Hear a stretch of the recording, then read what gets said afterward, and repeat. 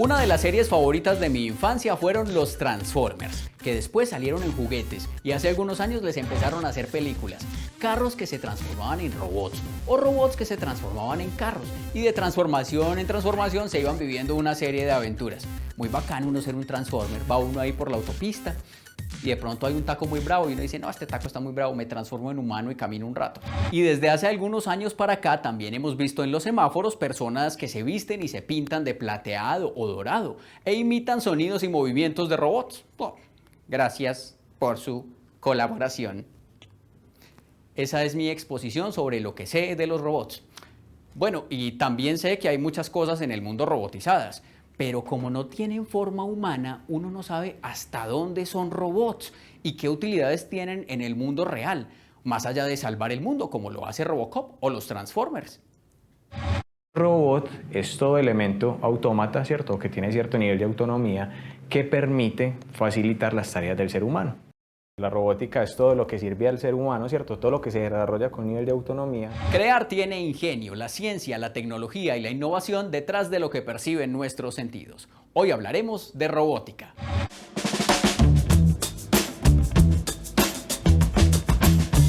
¿Saben ustedes quién era Karel Čapek? No se preocupen que yo tampoco sabía. Es un señor de origen checo que escribió en 1920 una obra de teatro llamada RUR. R-U-R. Hasta ahí nada que ver. La obra de teatro era sobre una empresa que construía unos humanos artificiales para que le ayudaran en sus quehaceres a las demás personas. Ahí ya le vamos cogiendo el sentido, sobre todo porque estos humanos artificiales fueron llamados robots y fue la primera vez que se escuchó esa palabra. En checo, robota significa esclavo y se cree que ahí se inspiró Čapek para llamarlos así. Y en la obra, los robots entran en conflicto con la sociedad y a los humanos no les termina yendo para nada bien. Cierto el caso, la palabra robot quedó sonando y hoy en día los robots ayudan a muchas personas en sus quehaceres. Que se vayan a apoderar del mundo, no lo sabemos. O si lo hacen, por lo menos ojalá nos traten bien y nos paguen cumplidamente. Pero gracias a cómo Čapek llamó a los personajes en su obra es que hoy hablamos de robótica. Aunque eran muy diferentes los robots de Čapek a los de hoy en día. Pero, ¿qué hace que algo sea considerado robótico? Digamos que la condición de que algo sea robótico es algo que puede medir, ¿cierto? Se puede programar y puede ejecutar una acción con cierto nivel de autonomía. Tiene que tener sensores, o sea, él tiene que tener la capacidad de poder medir algo y tiene la capacidad de procesar elementos. Pues yo necesito electrónica, mecánica, necesito programación, ¿cierto? Obviamente la matemática para modelar el comportamiento matemático del robot. Nos encontramos con robótica móvil, robótica industrial, robótica de servicio, ¿cierto? Entonces creo que el ejemplo más grande de los robots industriales son los brazos robóticos que vemos en las empresas, que ayudan a soldadura, un montón de tareas pesadas que le facilitan actividades de, digamos, o de labores pesadas a los seres humanos. Y tenemos los robots de servicio que no me hacen esas tareas industriales tan pesadas, pero que sí me van a ayudar todo el día. Entonces me ayudan a barrer, que tenemos nuestra barredora en la casa, muchos tenemos ese robotcito, ¿cierto?, que barre, que aspira.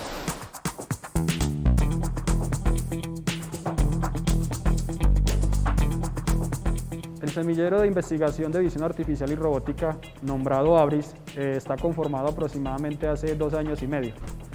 En este semillero venimos trabajando diferentes áreas de conocimiento, como la visión artificial para el procesamiento de imágenes, donde lo que buscamos es tratar de analizar los objetos que hay en el mundo real, digitalizarlos y a partir de esa digitalización pues, hacer una toma de decisiones o procesamiento pues, que nos permita tomar esas decisiones de manera adecuada. Durante 3 semestres hemos estado realizando pues, el trabajo de grado, que consiste en un sistema de posicionamiento para vehículos autónomos. Estamos usando esta plataforma académica que se llama Turtlebot. Entonces la idea es con una cámara hacer un mapeo de todo un espacio y después poner el robot en ese espacio y que él se pueda localizar.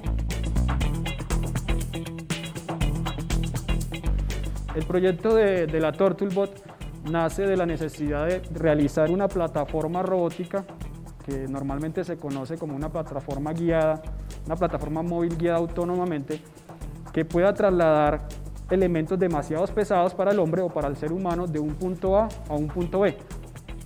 Esta plataforma está pensada para que pueda trasladar aproximadamente hasta 2 toneladas. Esto tiene muchos usos en muchas industrias. Por ejemplo, en unas fábricas sería, por ejemplo, automatizar toda la fábrica para que los robots lleven el inventario a donde venir. Los robots industriales tienen varias subdivisiones, entonces están los robots estacionarios o digamos de estación. O sea, yo los monto en un lugar y de ahí no se me van a mover.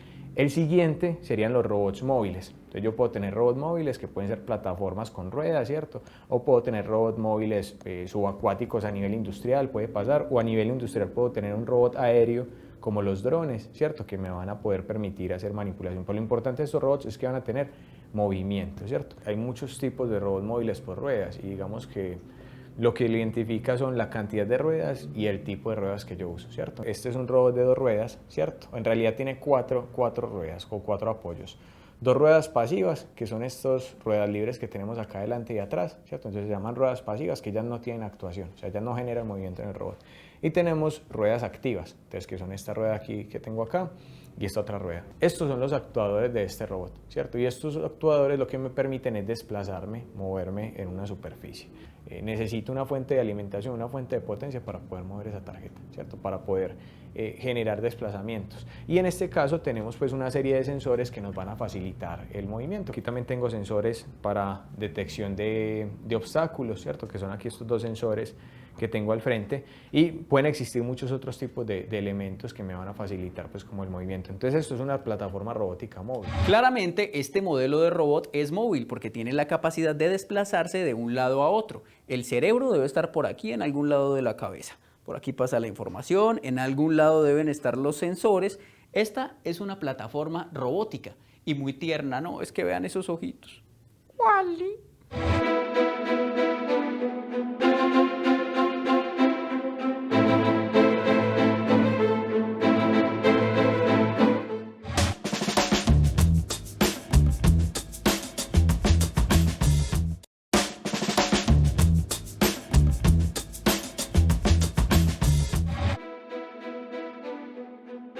En 1562, un príncipe español tuvo un aparatoso accidente que lo dejó entre la vida y la muerte.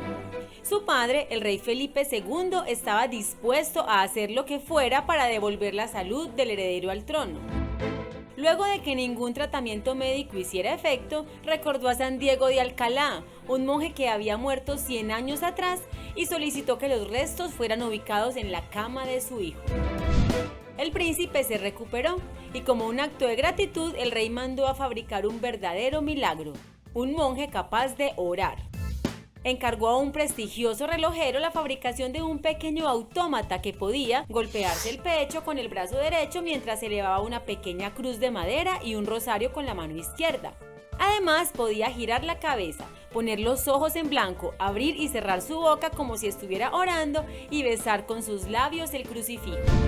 Pasaron varios siglos de oración del monje autómata hasta que el ingeniero inventor Jacques de Bucassau quiso construir máquinas capaces de atraer la curiosidad de las personas. En 1737 fabricó un flautista autómata del tamaño de una persona, que además tocaba el tambor y tenía un repertorio de canciones. Pero a Bucassau no le pareció suficiente un flautista y por eso también manufacturó un tamborilero y un pato con aparato digestivo. En 1805, Henri Maillarnet, un mecánico y relojero suizo, usó la precisión que le caracterizaba para fabricar una muñeca autómata capaz de dibujar y escribir versos. El rey Felipe II mandó a fabricar un monje autómata. Un monje robot. Le habría encantado a mi abuelita, el regalo perfecto para que la acompañara a rezar los 1000 Jesuses. Aunque pensándolo bien, en la época del rey Felipe II, la palabra robot aún no existía. Este era más bien un monje autómata, una máquina que imita, en este caso, movimientos humanos. Si se impresionaron con el monje, el flautista, el pato o la escritora autómata de siglos pasados, vean esto. Hace poco, el periódico The Guardian sacó un artículo de opinión. Eso es normal y pasa en todos los periódicos. Lo importante, o mejor dicho, lo impresionante, es que este artículo de opinión fue escrito por un robot. Sí, y entre otras cosas dice lo siguiente: no soy un humano, soy un robot pensante. Sé que mi cerebro no es un cerebro sensible, pero es capaz de tomar decisiones lógicas y racionales. Me enseñé todo lo que sé con leer internet y ahora puedo escribir esta columna. El artículo completo fue escrito a través de una plataforma llamada GPT-3 de una compañía llamada OpenAI, encargada del desarrollo de inteligencia artificial. Y las instrucciones que recibió el GPT-3 para escribir la columna fueron las siguientes. Primera, escriba un artículo corto de unas 500 palabras. Segundo, mantenga un lenguaje simple. Tercero, enfóquese en por qué los humanos no deben tener miedo a la inteligencia artificial. Y más adelante, el robot escribe. La inteligencia artificial no destruirá a los humanos. Créeme. Aunque el robot de inteligencia artificial me quiere dar tranquilidad con su respuesta, yo todavía no sé qué me impresiona más. Si ver un autómata ahí al frente de uno rezando o leer un artículo de opinión escrito por algo que no es humano. Porque una cosa es lo autómata, otra el robot con inteligencia artificial, otra la inteligencia artificial. Me pregunto cómo se relacionan entre sí. ¿Será que si le doy estas indicaciones al GPT-3 me escribe un artículo con la respuesta? Lenguaje sencillo, por favor, don GPT. Gracias.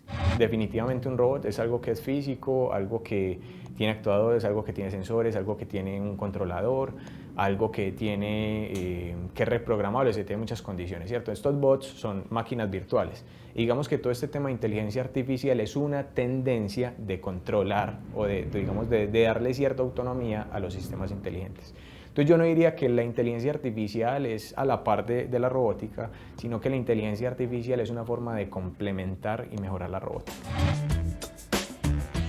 Existen las leyes de la robótica y fueron pensadas por el escritor Isaac Asimov. Ley número 1. Un robot no hará daño a un ser humano ni por inacción permitirá que un ser humano sufra daño. Ley número 2. Un robot debe cumplir las órdenes dadas por los seres humanos, a excepción de aquellas que entren en conflicto con la primera ley. Ley número 3. Un robot debe proteger su propia existencia en la medida en que esta protección no entre en conflicto con la primera o con la segunda ley. Estas tres leyes se aplicaban para los robots de sus obras de ciencia ficción, pero se convirtieron en las normas para los robots de la realidad. Este es un dummy, ¿cierto? Es un juguete, una reproducción de un robot industrial. Digamos que es un robot de 6 grados de libertad. ¿Qué son los grados de libertad en un robot? Son los posibles movimientos que él puede realizar, ¿cierto? Entonces, por ejemplo, si este robot puede girar sobre la base, significa que acá tengo un grado de libertad. O sea, que aquí me puedo mover. Si este robot puede hacer esta articulación en este punto, es que es otro grado de libertad. Es decir, que digamos que en el completo robot, ¿cierto? En el completo robot industrial, tengo 6 posibles articulaciones con las cuales me puedo mover, ¿cierto? Esas 6 posibles articulaciones me permiten, ¿cierto?, tener movimientos en todo el espacio. Resulta que si uno habla desde la matemática, de las transformaciones espaciales, yo tengo la posibilidad de hacer 6 movimientos en el espacio. Rotaciones en los ejes coordenados, ¿cierto?, del plano cartesiano, X, Y, Z. Si yo lo pusiera así, ¿cierto?, entonces yo aquí tengo el hombro, yo aquí tengo el codo, ¿cierto?, y yo aquí tengo la muñeca, que yo puedo hacer los movimientos. Entonces por eso llaman brazos robóticos, la gente le dice brazos robóticos, ¿cierto?, pero son robots antropomórficos. Si yo lo pongo así, pues yo me lo puedo poner aquí en el brazo, ¿cierto?, y estaré haciendo una extensión. Entonces así se coinciden. Y se coinciden de esa forma porque se hicieron para ayudar a las tareas industriales de las personas en la industria. Todos estos robots tienen también sensores, ¿cierto?, como los robots móviles, como cualquier plataforma. Entonces, digamos que también tenemos que hablar de esa evolución. Al principio los robots solamente interesaban programarlos y que hicieran su tarea, pero hoy ya me interesa que este robot, fuera de que hace su tarea, también sea capaz de convivir y trabajar con otras personas. Lo que estamos viendo acá es la imagen que nos puede entregar la cámara RealSense, la que nos permite ver una imagen en 3D, una imagen de profundidad.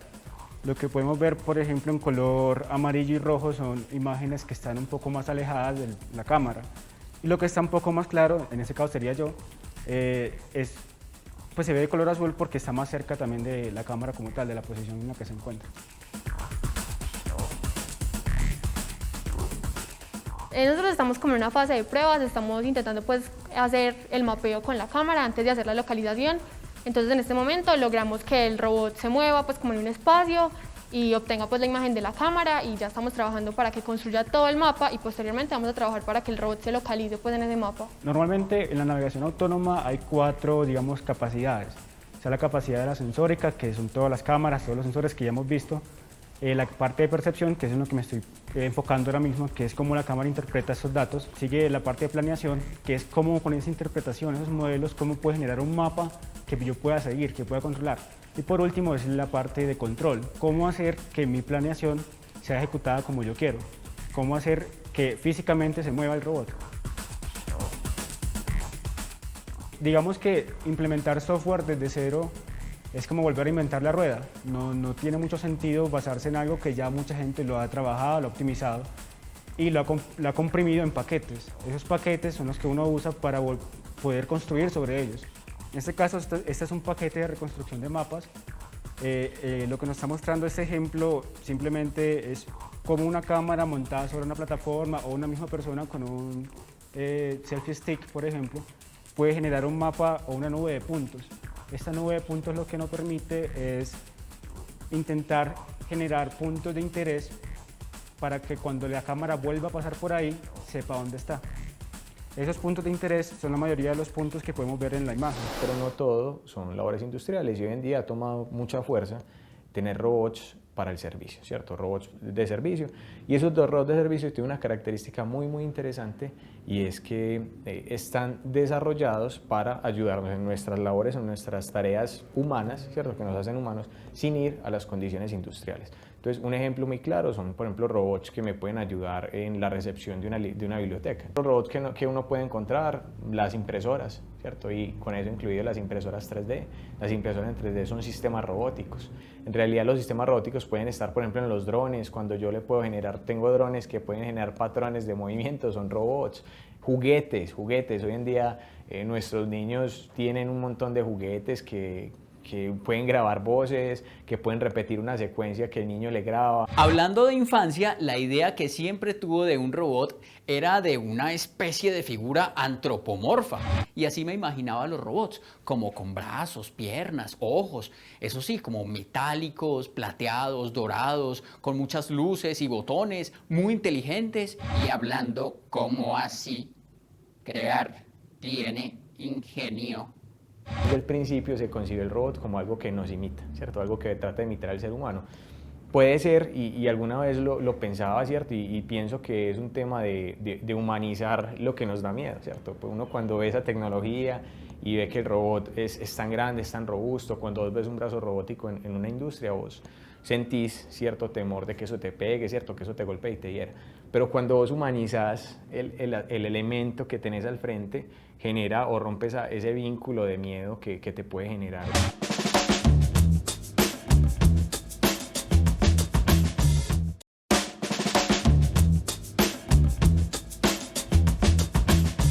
Ya sabemos que hay robots para la industria y para los servicios, pero un delfín robot, ¿qué vendría siendo? De servicio, creo yo, porque presta el servicio de nadar con la gente. Estos delfines robots pueden responder preguntas, nadar tranquilamente en los acuarios para que la gente los vea y además la gente los puede tocar sin afectarlos, como sí sucedería con los delfines de verdad. Hay cosas que se ven como humanos y son robots. Hay sistemas que escriben como humanos y son inteligencia artificial que mejora la robótica. Hay delfines que son considerados robots. Hay juguetes con atributos de robots, que sí es un robot y que no es un robot. Voy a hacer la comparación que yo siempre hago y es, tengo un carrito a control remoto, ¿cierto? Entonces la pregunta es, ¿un carrito a control remoto es o no es un robot? Entonces habrán personas que dirán, no, sí, ¿cierto? No. Y la respuesta es no, un carro a control remoto no es un robot. ¿Y por qué no es un robot? Porque un carro a control remoto no es reprogramable y no es autónomo. Un carro a control remoto depende de un usuario, ¿sí? Entonces depende de que yo lo opere con un control remoto a distancia. Con la plataforma del Buster podemos desarrollar todo lo que es la parte de robótica colaborativa, inspección y análisis en tiempo real de algunas piezas que estén pasando sobre un proceso industrial y que el robot, pues, a diferencia del ser humano, pues, pueda realizar las tareas de manera repetitiva. Este robot como tal, el Baxter, viene con el pedestal y los dos brazos. El sistema neumático fue algo que le tuvimos que incluir para el trabajo de grado. El Baxter simplemente tiene unos switches que permiten activar y desactivar una válvula que también nosotros le metimos.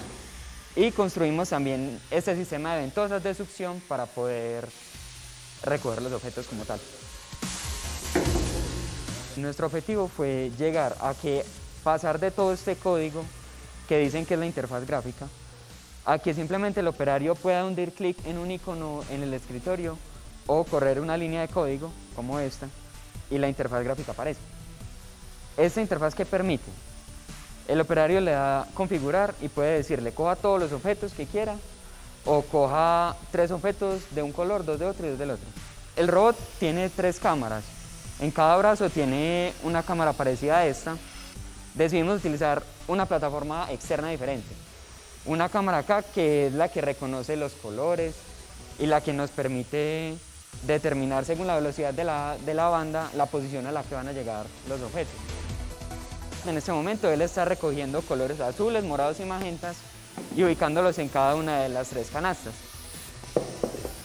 Cuando él pasa por la banda a una velocidad determinada también por el usuario, la cámara reconoce el objeto.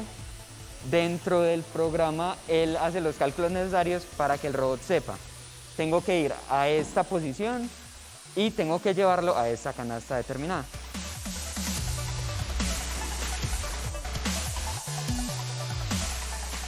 En este momento como tal, este trabajo se puede utilizar en industrias manufactureras, puede ser producción de panela o producción de ciertos tipos de objetos sólidos que vayan en una banda transportadora y él tenga que clasificarlos. Por ejemplo, la panela chiquita, la panela grande.